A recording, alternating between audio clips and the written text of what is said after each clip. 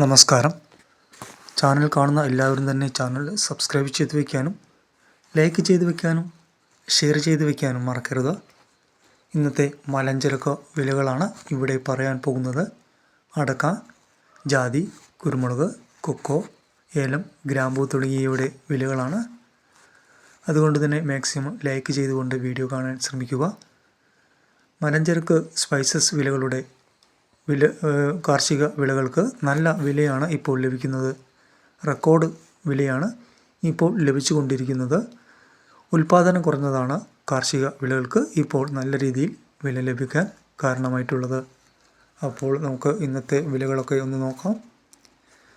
അടയ്ക്ക പുതിയത് 350, അടയ്ക്ക പഴയത് 400. അടയ്ക്ക പഴയത് ഒരു വർഷം മുമ്പുള്ളതിന് 450, 500 രൂപ ഒക്കെ ലഭിക്കുന്നുണ്ട്.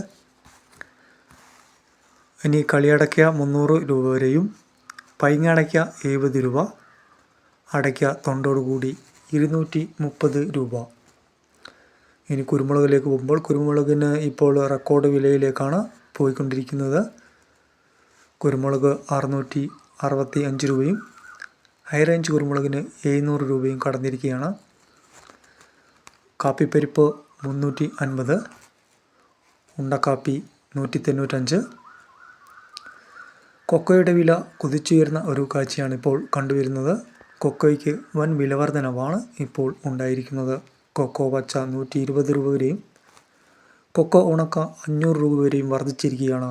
കൊക്കോയുടെ തന്നെ ഏറ്റവും മികച്ച വിലയാണ് ഇപ്പോൾ ലഭിച്ചുകൊണ്ടിരിക്കുന്നത്.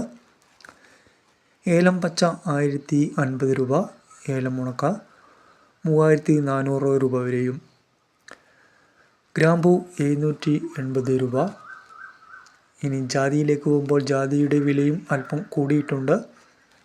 ജാതി തൊണ്ടോടുകൂടി 280 രൂപ വരെയും, ജാതി തൊണ്ടില്ലാതെ 600 രൂപ വരെയും, ജാതിപത്രി ചുവപ്പ് മഞ്ഞ 1300 രൂപ വരെയും, ഫ്ലവർ ചുവപ്പ് 1750 രൂപ വരെയും, ഫ്ലവർ മഞ്ഞ 2050 രൂപ വരെയുമാണ്. ജാതിക്ക് അല്പം വില കൂടിയിരിക്കുകയാണ്. ഇനി മറ്റു വില നോക്കുമ്പോൾ റബ്ബർ വില RSS 4 186 രൂപയും, RSS 5 183 രൂപയും, ഒട്ടുപാൽ 124 രൂപയും, റബ്ബർ ലാറ്റക്സ് 122 രൂപയും എന്നിങ്ങനെയാണ് ഇന്നത്തെ മലഞ്ചരക്ക് വിലകൾ കാണുന്നത്.